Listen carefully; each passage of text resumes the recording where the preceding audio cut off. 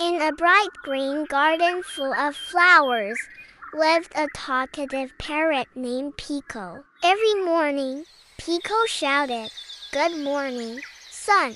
Wake up, flowers!" But one day, the garden was sad. The flowers didn't bloom. The bees were quiet, and even the butterflies stopped flying. Pico flapped his wings and said, "Don't worry. I'll bring the sunshine back." He flew high above the clouds and sang his loudest, happiest song. The clouds parted, the sun smiled, and warm light filled the garden again. The flowers opened, bees buzzed, butterflies danced, and everyone cheered. "Thank you, Pico,"